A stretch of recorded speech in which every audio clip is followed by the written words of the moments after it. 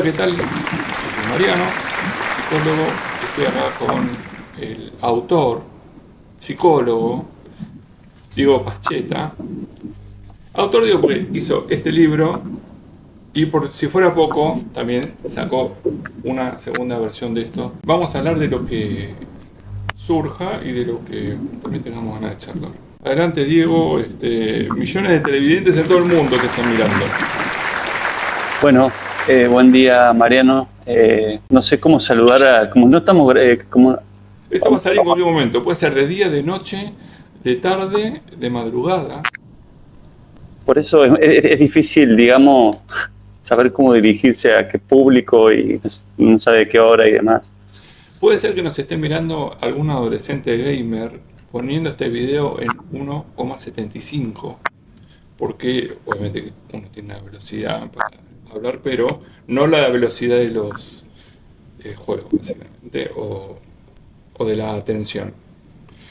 Y de la atención justamente es importante hablar porque uno sabe, uno conoce, o del trayecto por la academia en alguna institución educativa, uno sabe que existen los libros.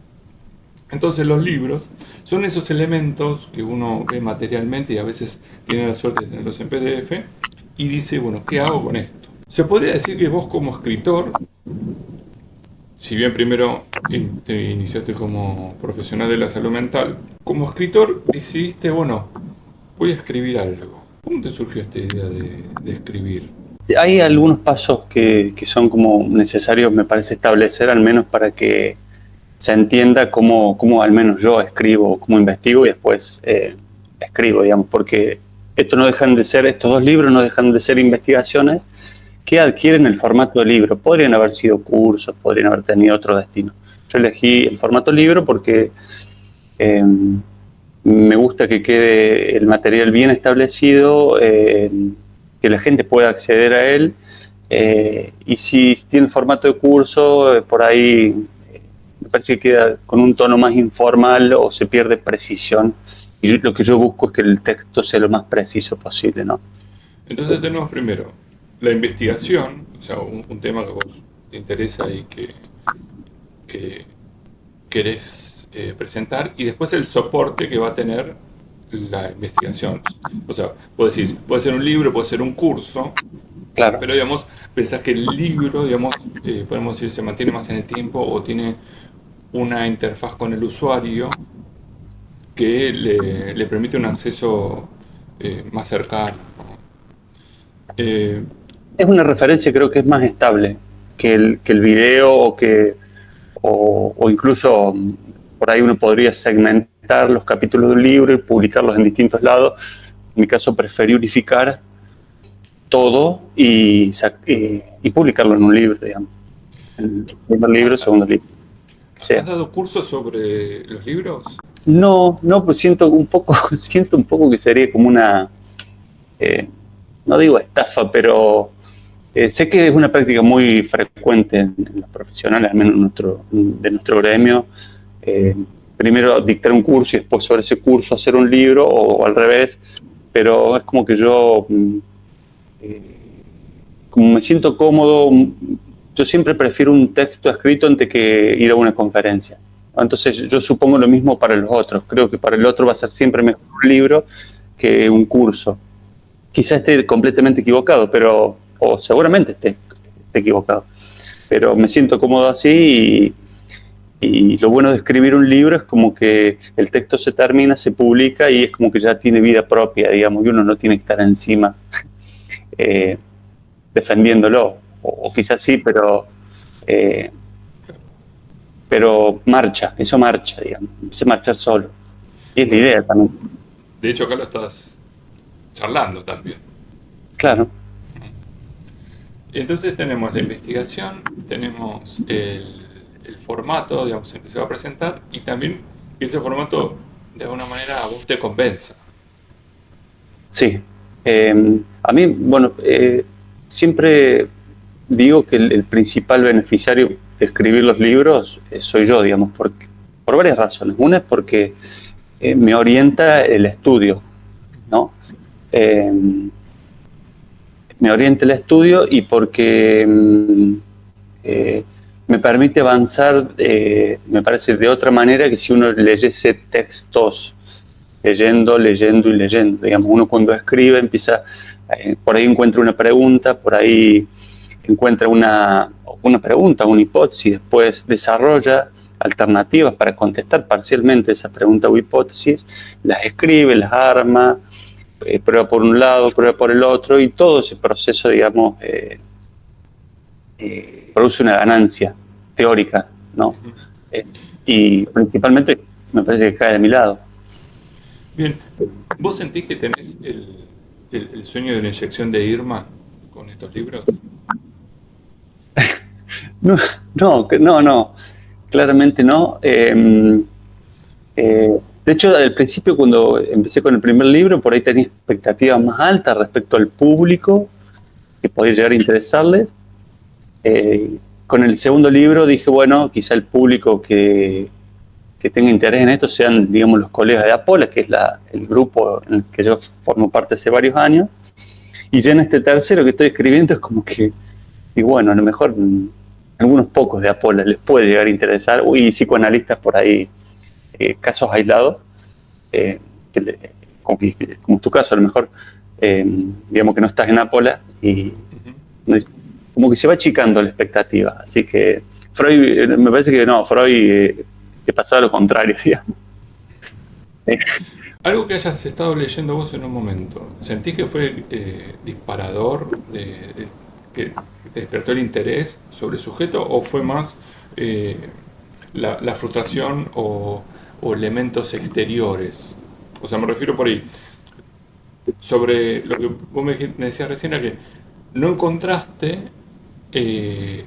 un momento así de epifanía que te hizo escribir sobre este tema. ¿Hubo algo en general que te despertó este tema por sobre otros? Y, a ver, quizás hay que pensar en las últimas lecturas de los últimos 15 años, digamos. Cada libro está antecedido de muchas lecturas. Y yo leo a Lacan principalmente. En la universidad leí mucho Freud, nos hacían leer mucho Freud. Hoy en día leo mucho Lacan y leo a otros psicoanalistas, no solo con los que uno tiene simpatías teóricas, sino de otras escuelas, psicoanalistas importantes, psicoanalistas no importantes. Yo trato de leer lo más posible. Y en esa interacción que se da entre estos psicoanalistas que hablan de Lacan, Lacan y mi lectura sobre ellos, es como que ahí empiezan a aparecer las preguntas, ahí empiezan a aparecer las ideas. Uno dice, bueno, pero ¿por qué no se trabaja tal tema? ¿Por qué no se toma tal idea? ¿Por qué no se lleva un paso más esta otra línea de trabajo? Pero sin esa interacción sería imposible, digamos. La investigación siquiera comience, ¿no? Es clave leer, y para leer, bueno, hay como, esto es obvio, pero hacen falta dos cosas, digamos. Primero hay que hacerse el tiempo, ¿no? El tiempo yo no lo entiendo como algo a priori o como un dato de inicio, sino que uno tiene que armar un poco la agenda de uno para tener tiempo de lectura, lo cual implica menos Netflix, menos siesta, menos incluso pacientes, y uno deja de percibir dinero también, menos fútbol. Y lo otro es hacerse de libros, ¿no? Yo soy de esos que compran libros, que los ponen a dormir en la biblioteca y sé que en algún momento los voy a desempolvar y los voy a leer. Pasa mucho, compro y 5 años, 7 años, 3 años. Porque también tengo una serie de temas que me gustaría el día de mañana avanzar, ¿no? Pero tener libros, tener una buena biblioteca o base de datos. A mí me gustan los dos formatos, el papel y el digital. El digital es muy piola para las búsquedas, claro, para encontrar cosas que uno leyó, pero el libro en formato papel para mí es clave, porque además yo lo trabajo mucho, lo marco mucho, anoto, tengo todo como una jerarquía de subrayados. Y ahí empieza el trabajo, digamos, ¿no? Leyendo y... Esto me interesa. Te cuento la mía. Dale. Y después o sea, bueno, vamos a seguir con el ejemplo del libro de Diego. Yo tengo, bueno, esto, digamos, me hace entrar al texto, ¿no? En el texto yo tengo un sistema que es, a ver si se puede ver ahí, que es el corchete, ¿no? Y después tengo otro que es un, digamos, que el corchete sería como el subrayado, el subrayado literal, ¿no? Como si marcara, a veces marco algunas palabras, y después tengo un corchete que está agujereado, a veces pongo signos de admiración o palabras. Ahí está. Tengo, ¿ves? El corchete así en Claro. Ah, puntitos. Esas son mis dos formas. ¿Cuáles son tus formas de marcar los libros? bueno, tengo lo que te decía recién, una jerarquía que va desde el lápiz, que es por ahí lo menos importante, después cambia a virome, después cambia a resaltadores. Ajá. Lo que es resaltador es algo que seguramente quiero resaltar y retener. Después tengo todo, bueno, en los libros, en las primeras hojas, esas hojas de descanso, hojas en blanco, por ahí anoto citas, datos para después encontrarla más fácil. Y muchas veces cuando en un libro encuentro un tema, digamos, encuentro una idea desparramada en el texto, trato de unificarlas. Entonces, si encuentro un párrafo, después le marco, por ejemplo, encuentro un párrafo de una idea en página 20, le pongo ahí página 20, página 30, 45, bla, bla, bla, para tratar de juntar todas las ideas. Y otra cosa que hago bastante es, por ejemplo, ¿no? Supongamos, tengo 10 libros de topología nodal ahí en la biblioteca. Elijo uno y en ese libro es como que trato de llevar toda la información que me sirve de los otros 9, trato de llevarlo a ese. Lo uso como una especie de condensador. Eh, Respecto a temas específicos, ¿no? Y después hago esto porque esto es parte del trabajo también, ¿no? Si bien uno lee, pero muchas veces no son pocos los libros que uno relee completamente. Sí. Entonces, como se relee, si bien releo, pero en menor medida, es muy bueno tener un buen sistema de marcación, de anotaciones, para poder después volver a encontrar y revisar partes del libro, ¿no? Textos, párrafos, capítulos, porque ¿viste? A uno se le mezcla, ¿no? A mí me pasa que estoy con varios libros al mismo tiempo y decís, ¿esto dónde lo leí? Y, Sí. y es todo un tema decir, bueno, y más que yo estoy como muy tomado por la idea de que las cosas sean lo más trazables posible. A mí me gusta que en los libros, cada cosa que encuentro, de decir, bueno, esto creo que empezó acá y siguió acá y va para allá. En eso trato de ser lo más prolijo y honesto Sí, y se para nota, orientarlo al lector, básicamente. y se nota en los libros porque haces un trabajo bibliográfico de investigación y se nota en el interés de la reconstrucción de la idea, ¿no? Porque una cosa es uno lo que puede llegar a pensar y lo que le genera, digamos, la sensación de confort en la idea, ¿no? O sea, se me ocurrió esto, de mi creatividad supina, supongamos. Y después uno se encuentra con que alguien lo lee y dice, che, pará, eso lo dijo Nietzsche. ¿Cómo? No, es mi idea. Claro, No, ese libro, fíjate en la biblioteca lo debes tener. Fíjate tal página está esa frase. Ah, no, bueno, pero es mi creatividad. Entonces, el respeto por las fuentes y también el respeto, digamos, podemos decir, hasta la humildad de autor o de, este, podemos meternos en el debate de si existe un autor o si existe la creatividad, que es un tema que me encanta a mí. Eh, y vos en el libro, digamos, tenés un trabajo de la cita, una diferencia de tu idea, ¿no? Digamos, el aporte que intentás hacer y, por ejemplo, hay algo que siempre me gustaba cada vez que lo ponías, digresión. claro. Como diciendo, bueno, esto viene a, no sé, obturar, a molestar o a plantear algo distinto o algo, digamos que teniendo un respeto por el lector en lo que puede ser señalar que vas a plantear una idea tuya, ¿no? A veces en entiendo, digamos, ese laburo, y a veces se corta como cierta dinámica, podemos decir literaria, ¿no? Claro. Eh, Vos, como decías antes, venís de Apola, justamente, vamos a mencionarlo porque me hacía acordar bastante a otro Lacan, digamos, no tu forma de escribir, sino el interés por las citas, la construcción del Claro. conocimiento. Y bueno, varios libros de Alfredo Beilenstein, que es el director de Apola, tiene esta política de transcribir cursos o transcribir clases y hacer libros sobre eso. No todos los libros de Alfredo son. Hay uno que leí que no estoy encontrando ahora, que era el nacimiento. No, ¿cómo era? El nacimiento del El sujeto del Big Bang de inconsciente. su. El Big Bang El del Big Bang, lenguaje. el otro, claro, es de Bruno Bonner. El Big Bang del amor. Y las estructuras clínicas 1 y 2 fueron cursos. Claro. Las estructuras clínicas a partir de Lacan, volumen 1 y 2. O sea, el Big Bang del lenguaje no era. El origen del sujeto del consciente. Lo tengo ahí, pero si lo agarro se me va a caer todo. Ese es libro, no es curso. No, es libro. Claro, sí. Y es un libro corto.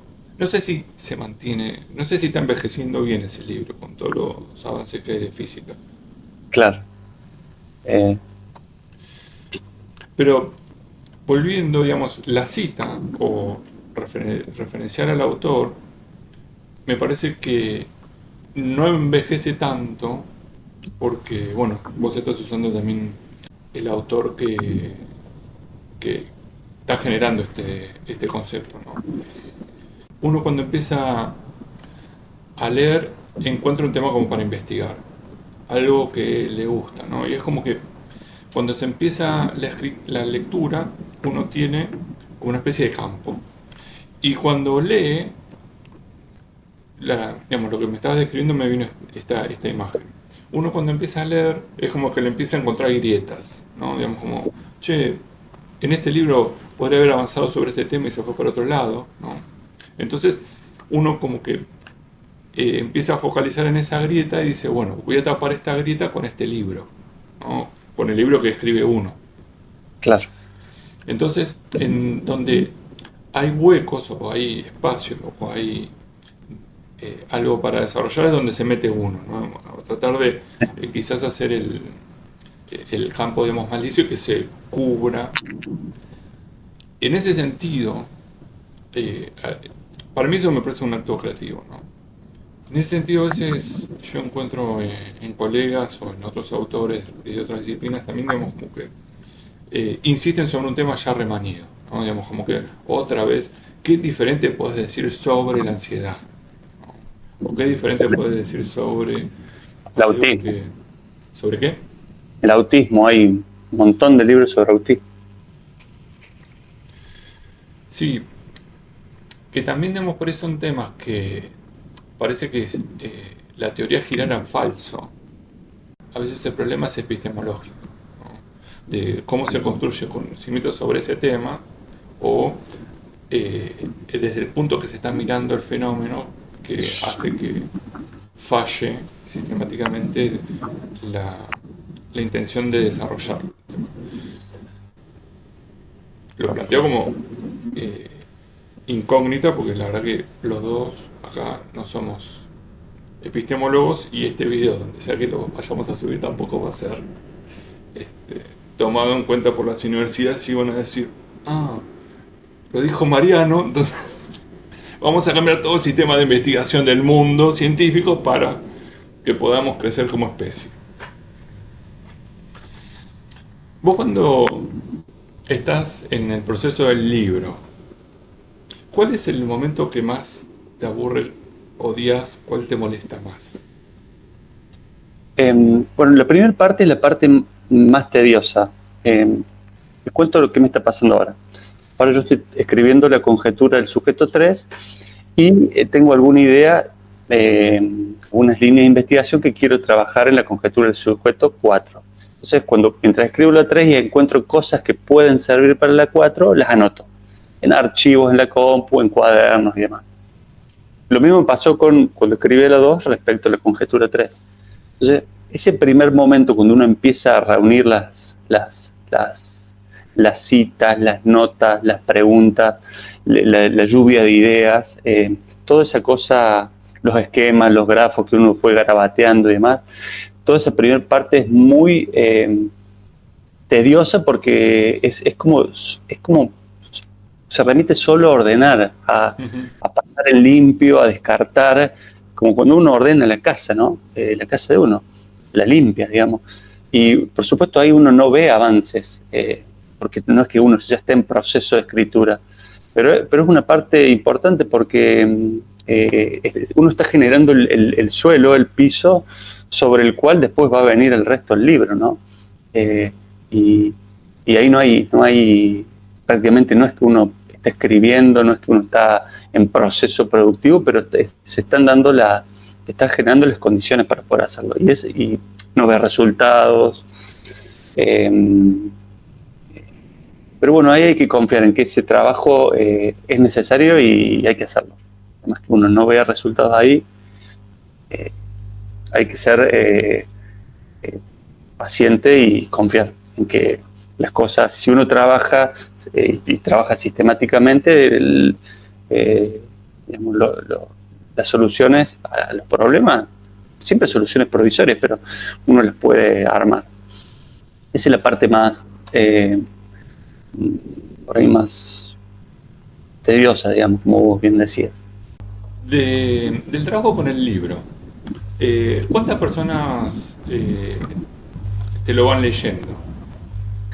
Bueno, ese fue todo un tema, porque cuando yo empecé a escribir, cuando ya tenía medio escrito el 1, pensé que iba a haber mucha, o sea, todos los diagnósticos que yo fui haciendo fueron todos equivocados respecto a cómo iban a circular los libros, sí, quiénes iban a leer, no acerté en ninguno, en esto tampoco. Dije, bueno, va a haber mucha gente dispuesta a leerlo, a hacerme devoluciones y todo eso, o sea, uno por ahí de palabra, cuando le decía a alguien, che, ¿te interesaría? Y sí, te dicen todos te dicen que sí.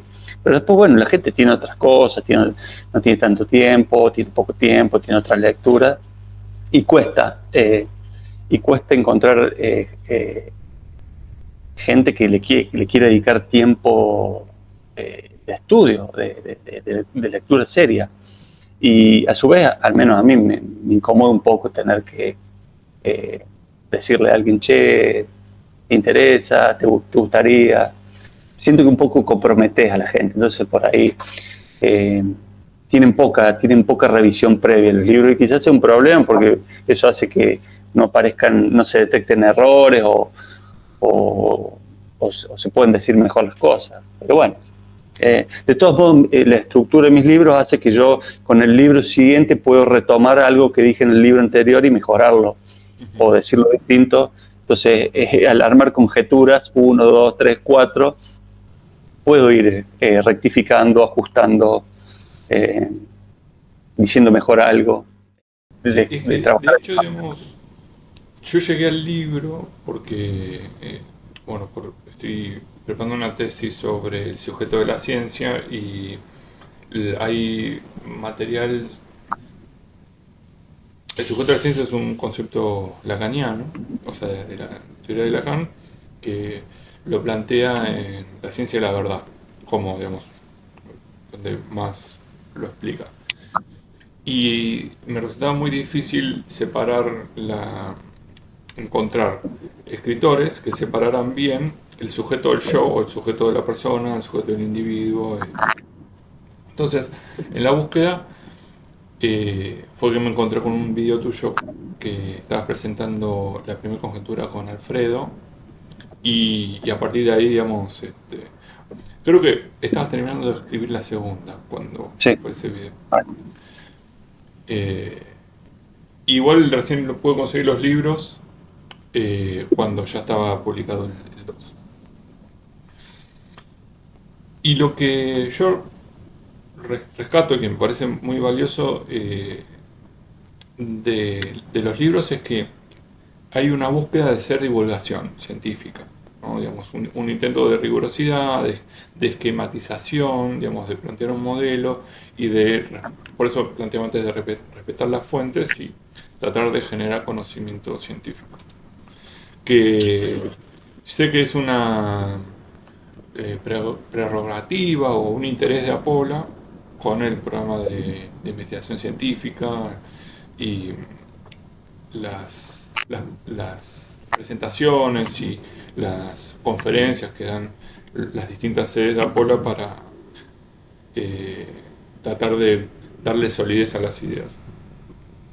Eh, Esto, digamos, es lo que te pasó con los lectores ya con el libro publicado, ¿no? Digamos, que en sí uno suelta algo y la verdad que ya no es propio y ya es de quien tenga el acceso a esa obra. En la cocina, cuando vos estabas escribiéndolo, digamos, ¿quién te iba siguiendo o a quién le ibas presentando lo que tenías hecho? A nadie. ¿A nadie? Eh, a nadie. Sí, una vez que tenía el texto más o menos ya casi listo, se lo mandaba a la persona que le ofrecía si quería escribir el prólogo. Lógicamente, para escribir un prólogo tenés que leer antes el material. Claro. Y, y bueno, y sí, algunas correcciones, digamos, pasaba por correctores y demás, pero bueno, eso es otra instancia, digamos, del libro. Tiene más que ver con cuestiones de gramática, de sintaxis y demás. Pero en ese punto no tuvo mucha... sí, hubo colegas que leyeron, pero creo que en cada libro lo leyeron 2 personas, no más que eso. Quizás con el paso del tiempo, a medida que a la gente los lectores se vayan acercando, quizás se me abre el abanico y pueda contar con más opciones, ¿no? De gente que esté dispuesta y que quiera leerlos, digamos, los manuscritos o las primeras versiones. El libro salió por Letra Viva. En Letra Viva hubo alguna corrección, algún cambio. No. Hasta lo que sé, no. Y vos después, cuando tenías el libro material, ¿no? Decía, o sea, cuando ¿te leíste tu libro impreso? Mira, el 1 lo leí después de 2 años. Cuando me invitaron a hacer una presentación en Apola Brasilia, o Apola Morelia, no me acuerdo. Ahí me tuve que enfrentar a la terrible tortura de tener que leerse uno mismo. Y bueno, y ahí encontré algunas cositas, detallitos que si el día de mañana llega a haber otra edición se corregirán, pero son detalles menores.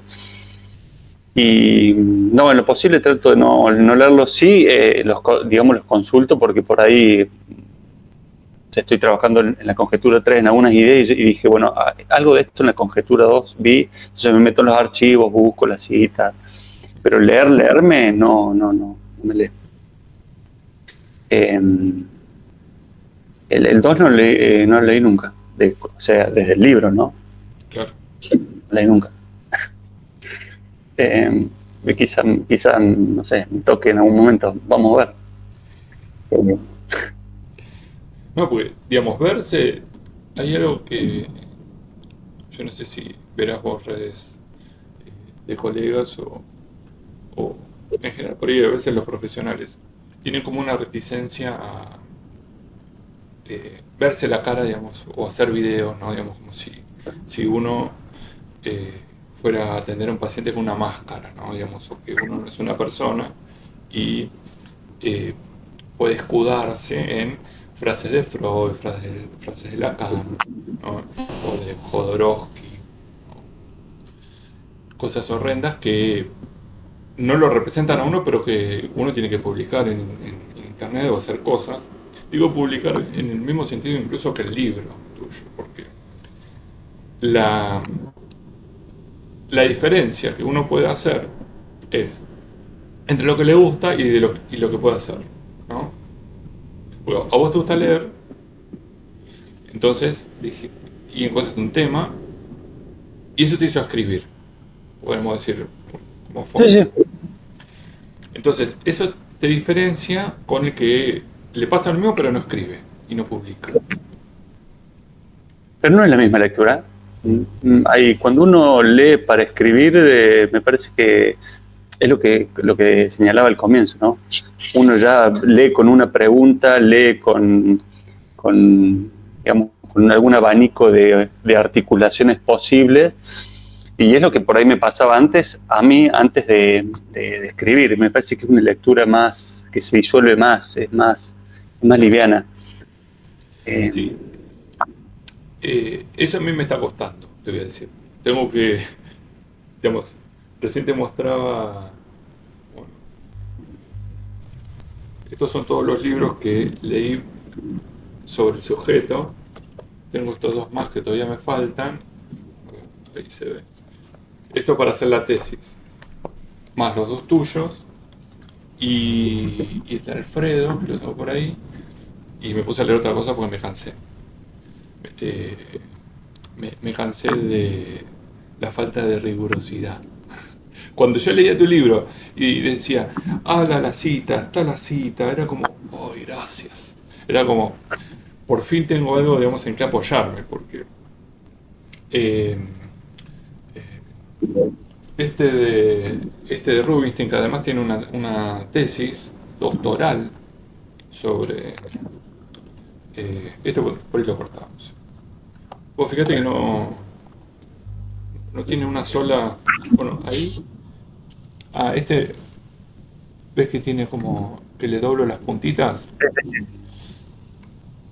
Eso sería, digamos, quizás algo para revisar. Eh, pero las conclusiones son básicamente chamanismo. O sea, hace reiki este muchacho, más o menos.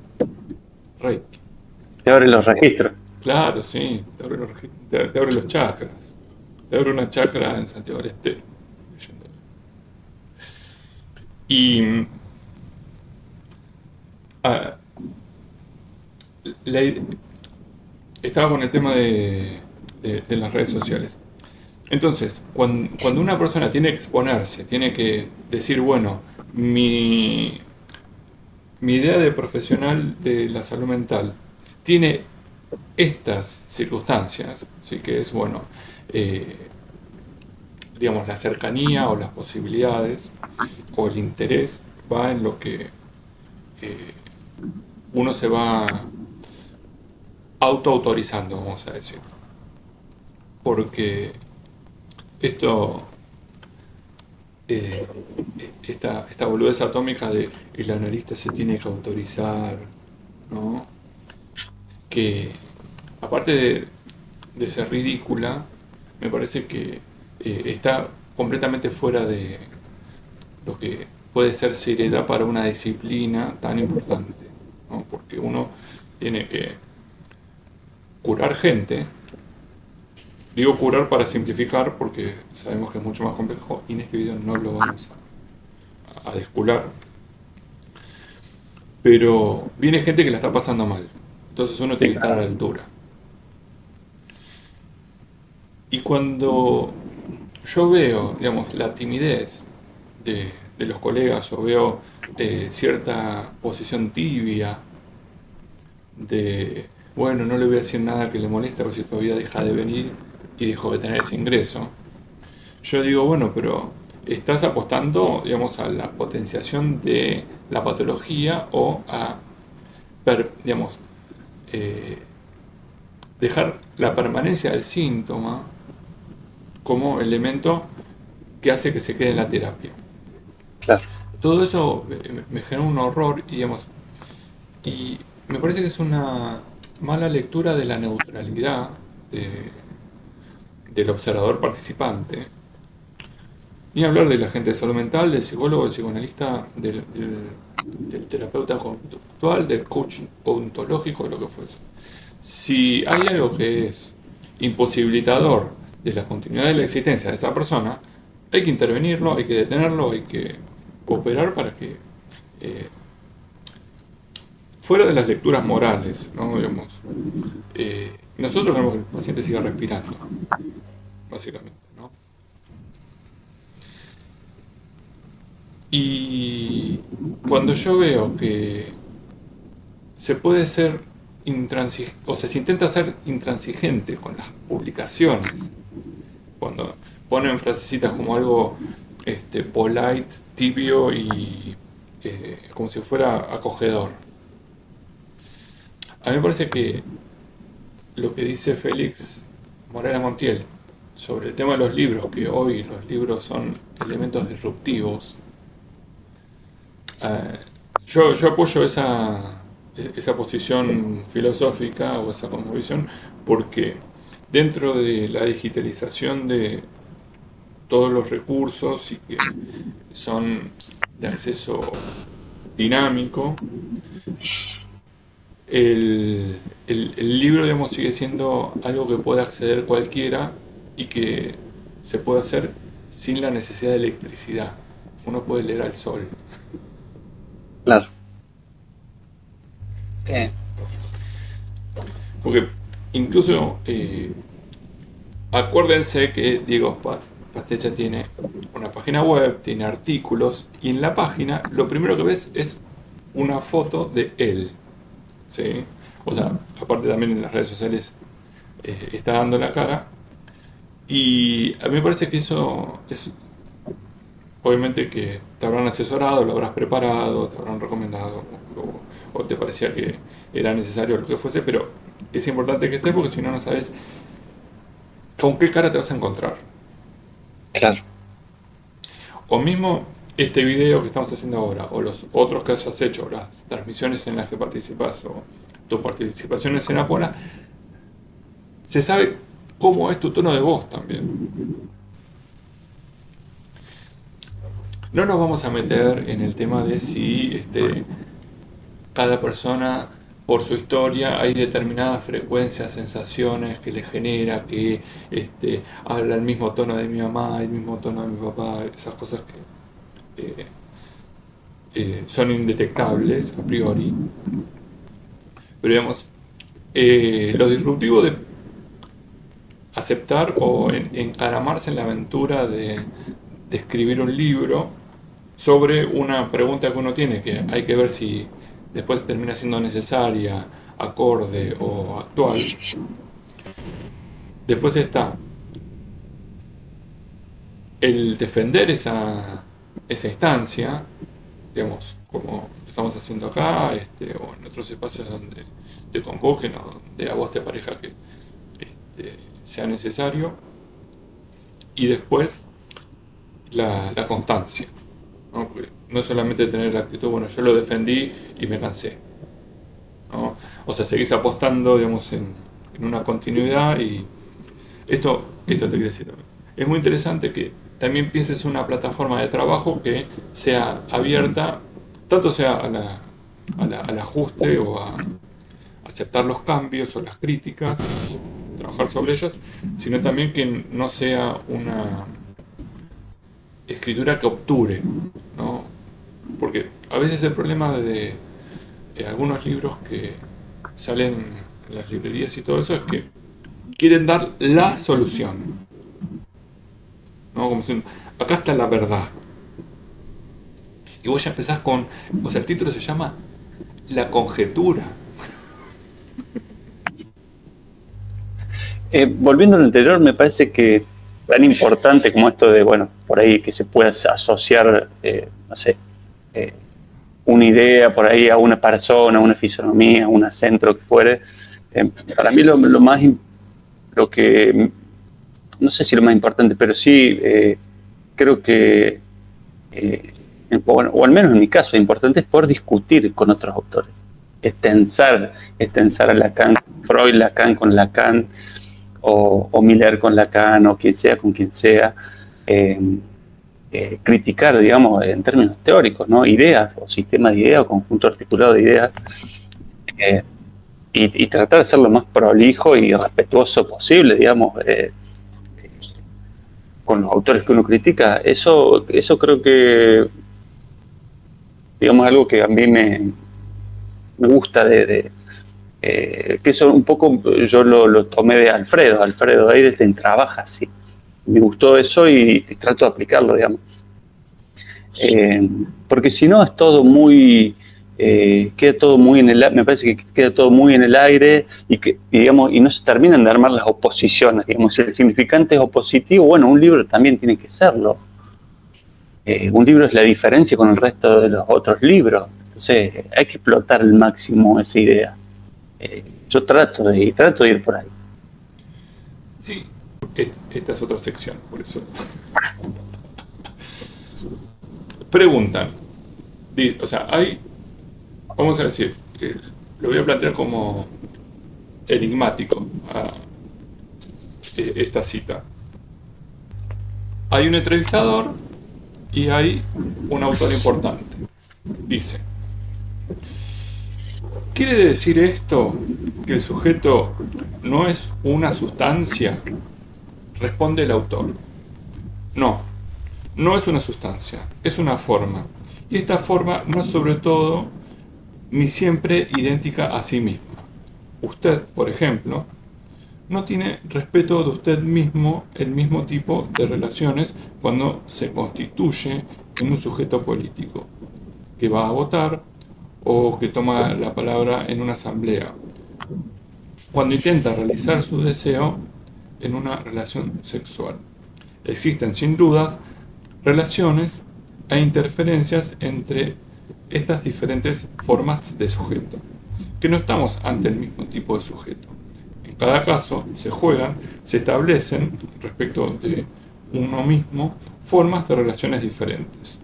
Y es precisamente la consideración histórica de estas diferentes formas de sujeto en relación con los juegos de verdad lo que me interesa. ¿Quién es? Parecido a Erving, no sé quién es, pero me hace acordar la teoría de los roles sociales de Goffman. Mira, no sé, porque es de la hermenéutica del sujeto de Foucault. Esta cita me encanta, primero porque desmaterializa al sujeto de Foucault y lo plantea en los términos de, digamos, que el sujeto es una producción del poder, ¿no? Que es la teoría Foucaultiana. Y a mí me parece que está bastante cerca de, digamos, si bien Lacan lo plantea desde otra perspectiva, el sujeto está sometido a los significantes. No tiene una acción propia, digamos, está significantizado. ¿Vos qué opinás? Sí, a ver, primero conozco poco Foucault, he leído varios libros, pero eso no es suficiente para decir que uno maneje un autor. Punto uno.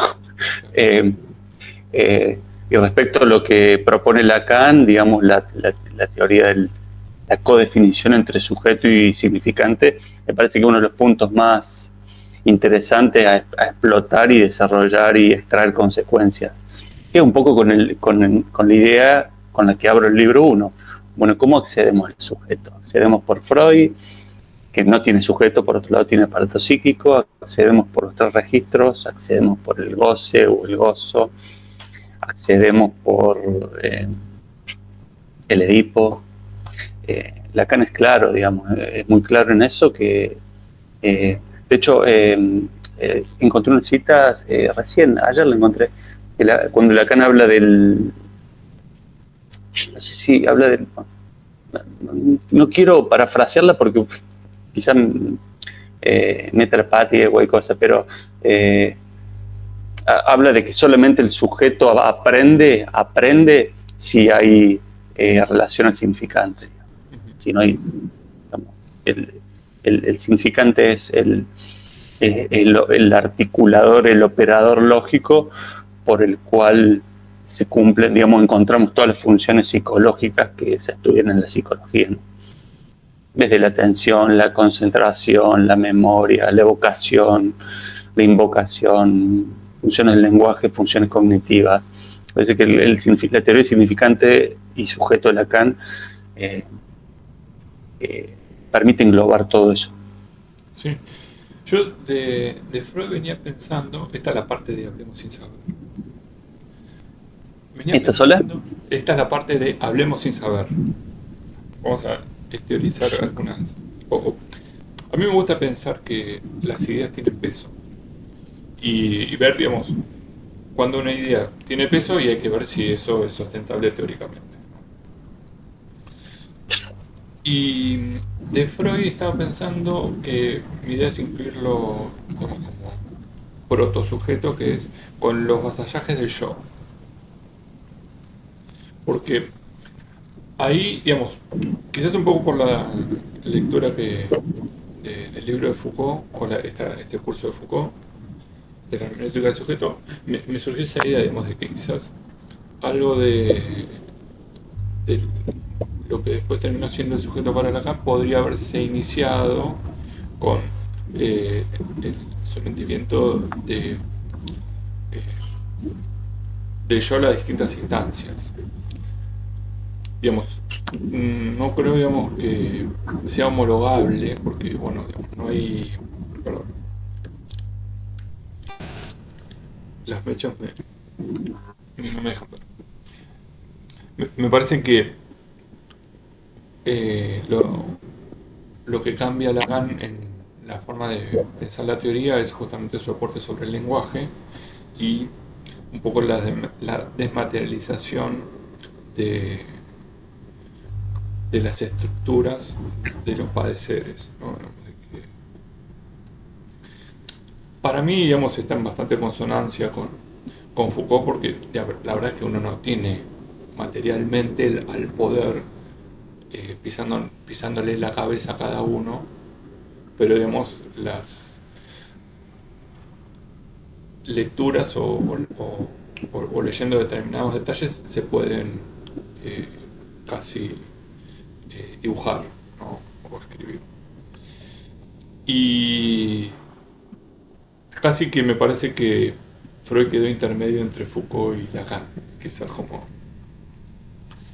O no, estoy por ahí, estoy haciendo una pavada. Pero se me ocurrió empezar por ahí. ¿Vos cómo lo ves? Digamos, ¿te parece que hay algo de esta significación, esta a ver si me sale la palabra,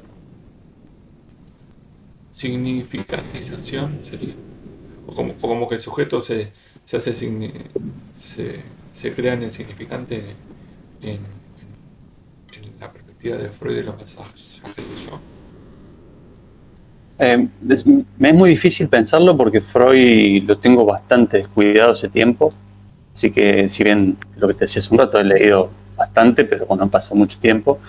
Y si uno ahí, me parece que tiene que pensar más en las disciplinas en las que trabajó Lacan y que se apoyó Lacan.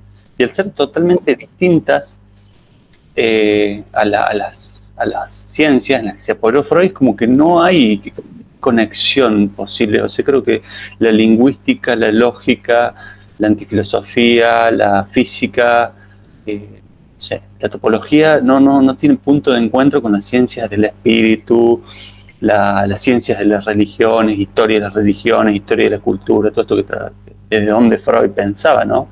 Entonces, al no haber punto de encuentro, es como que... Sí, sí, es verdad. Sí, porque más que nada porque la física, digamos, es literal, ¿no? Digamos, es como es lineal. Es como que uno lee a Freud sin tener conocimiento sobre nada y uno podría decir, bueno, con esto puedo atender gente, puedo curar histéricas, ¿no? Y le aprieta la frente, ¿no? Diga lo que le parezca y le aprieta la frente. Y así. Es una cosa. O sea, a mí me parece que esa esa manera de investigar o de leer o de decir. Yo la verdad que lo digo en cada espacio que puedo. Yo me siento estafado por la formación universitaria en salud mental. A mí, digamos, uno no saber o no conocer lo que la sexualidad ha sido históricamente, ¿no? Digamos, como vos entras a la universidad y te dicen que la sexualidad es lo que dice Freud. Claro. Vos te comentan un poco de Foucault y vos decís, pará, esa idea tiene mucho más peso que el cuartito de historia que relata Freud. Aparte es como que seguimos teniendo la misma sexualidad de 1890. Bueno, no sé, parece. Entonces esas cosas a mí me quemaron el bocho. Eh, Yo respecto a ese punto no puedo opinar mucho porque la universidad se ve, es un ambiente prácticamente al que no frecuento de hace 20 años y no sé si más allá de las actualizaciones, los planes de estudio o los textos que se incorporan en cátedras, no sé si, digamos, si han incorporado ideas nuevas, si siguen con el mismo libretito desde hace 30, 40 años, no lo sé. Mira, No el sé, otro día habría que ver en Córdoba, en Rosario, qué pasa, no estoy al tanto. yo no sé cuáles son los mecanismos o, digamos, la forma en que las universidades actualizan los programas. Digamos, es algo burocrático administrativo que yo desconozco.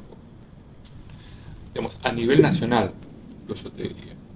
Digamos, eso es algo que escapa, incluso no sé si los que participan saben que son culpables de esto, pero hace más de 40 años que en la UBA, en la Universidad de Buenos Aires, no se actualizan los programas de, de psicología.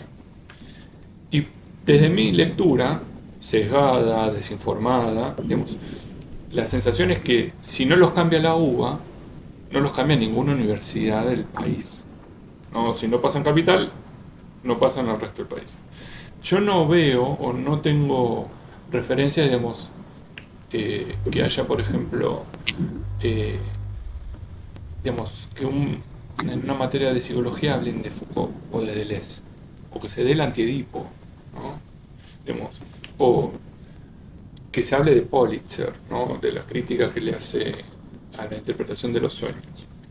Una crítica que me parece súper sagaz que es, che, para Freud, vos decís que en todo sueño hay un contenido manifiesto y latente. ¿El latente de dónde lo sacás? O sea, ahí se pregunta, che, para, la interpretación del contenido latente, ¿sobre qué idea se hace? ¿Sobre qué ontología? Me parece súper válida la pregunta. No hay freudiano que la pueda responder. No, bueno, que esta idea es la otra. Y después resulta que te clavan la heterosexualidad, el colonialismo, eh, todo el extractivismo capitalista, digamos, te meten toda la parafernaria de reinserción institucional, carcelaria, eh, cultural. Pero bueno, esa es mi idea y también es por parte de mi investigación. En Córdoba, creo, Córdoba el plan de estudio se cambió creo que en 1986 y hace 1 o 2 años lo volvieron a cambiar. Digamos, a los egresados nos llegaba un mail invitándonos a participar del debate, no sé qué instancia Ajá. administrativa, burocrática. Bueno, yo estoy lejos de Córdoba, o sea, no estoy lejos, pero vivo en otra ciudad, así que no asistí. Sí, interesante. Yo estudié el grado en la Universidad Kennedy, que es de las privadas, digamos, no de las más onerosas acá en Capital. Y si bien tenía un núcleo fuerte freudiano millero-lacanismo, tenía otras materias sin la misma cantidad de horas cátedra, obviamente, cognitivo, sistémica, incluso hasta te diría, digamos, de psicología transpersonal, o sea, cosas un poquito más locas. Y de filosofía, por ejemplo, llegaba hasta Husserl, creo. Husserl es de la fenomenología, ¿no?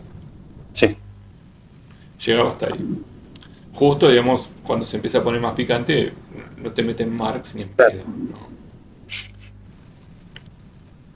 Y eso, digamos, a nivel de actualidad, pero la lectura freudo-kleniana, winnicottiana, laganiana era la misma que hace 40 años. No, mira, no había nada nuevo. De hecho, digamos, viste que las universidades o todos los claustros tienden a tratar de continuar o mantener su propia literatura. claro, Entonces, o sea, no existía libros de Edstein ni libros de ningún autor de la UBA.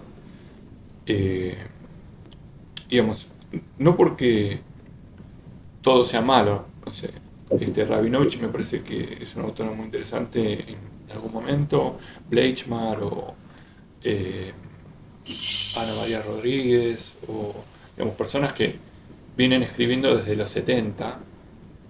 Bleichmar no, Bleichmar no sé tanto. O Sheckman o Bazooka, digamos. Esos autores, la Kennedy no sabía el nombre, no existían. Pero bueno, yo tengo la teoría que las universidades académicas o educacionales forman estudiantes, no profesionales. Porque al formar estudiantes, a fabricar estudiantes, se autogeneran su propio ingreso. sí, claro. ¿Qué mejor? ¿No? No tengo pruebas, pero soy pura certeza sobre eso. Tampoco tengo duda. Pero es que aparte, si vos te fijas, las prácticas profesionales se empezaron a incorporar. Recién, yo cuando estaba cercano a... Cuando yo me anoté ya habían cambiado el plan y habían sumado como, no sé, 200 horas de práctica que eran necesarias. Que igual siguen siendo pocas, pero en realidad por la calidad. Son prácticas bastante raras. Si es que hay alguna práctica preprofesional buena en psicología, que eso es otro debate. Mucho no puedo, bueno, hablar sobre eso porque en Buenos Aires, las universidades de allá no conozco, no sé bien. Digamos, cada universidad es un mundo. Bueno, lo hablamos en otro momento, ¿no? De todas las cuestiones que se juegan ahí, cada facultad. Yo, por ejemplo, en Córdoba llegué a estudiar y a hacer materias de filosofía y de letras modernas y si bien estaba pegada a psicología y era otro universo totalmente distinto. Eh, y bueno, estaban al lado, digamos. Ahí habían formado parte de la misma eh, facultad, ¿no?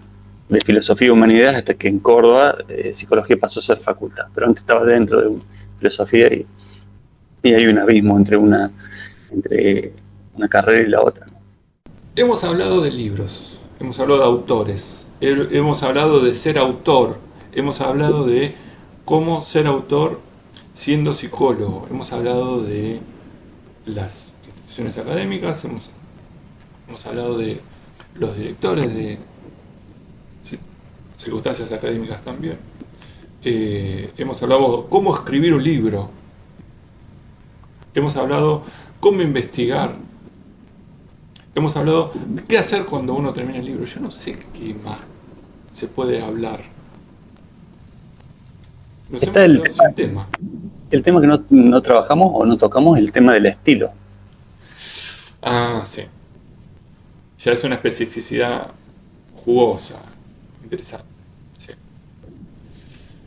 sí, estoy tentado de meterme, pero bueno, vamos a dejarlo para una próxima presentación. Díganos en los comentarios. No sé, viste, tampoco hay que dar todo en un día, viste. Por supuesto. A mí ya el mate se me lavó, quizás hasta tenga que ir al baño también, ¿no? Hablando del cuerpo real, de lo singular, de la existencia y de mi goce mortífero. Tripa carnal, la tripa carnal. Claro. Bueno, gracias Diego por tu tiempo, gracias por el esfuerzo y la constancia que le pones a los libros y a escribir. No puedo hablar ni, digamos, de cómo es tu práctica clínica, pero sepan quienes están viendo esto que ambos somos psicólogos que también hacemos este tipo de contenidos para poder presentarnos, para que nos conozcan, para tener ideas, para divertirnos con la profesión, que es bastante solitaria, y que también nos buscamos enriquecer de distintas maneras, que no sea solamente con la formación o con tener una actitud pasiva frente a los fenómenos o a las presentaciones o las ideas de exhibición o de divulgación que por ahí se pueden tener acceso, ya sea gratuitas o pagas, ¿no? Y piense que lo están viendo gratis esto. Y son cosas que no lo van a escuchar en ningún otro lado. Al final, los que miran esto son una mierda, vamos a decir. Esto lo digo yo. Diego no está de acuerdo con esto. Bueno, yo te agradezco, Mariano, por el interés, principalmente. Aprovecho a saludar a la gente que nos va a ver. Esperemos que, bueno, es lo que decíamos al comienzo, que resulte interesante, que si la gente pasa el tiempo, digamos, viendo tanta oferta en las redes para entretenerse, bueno, esta no deja de ser una. Así que esperemos que nos elijan, digamos, y vean esto. Y bueno, la seguimos cuando vos quieras, y bueno, veremos qué rebote producen la gente, si surgen preguntas, cosas. Por supuesto, le damos una segunda vuelta, sin ningún problema.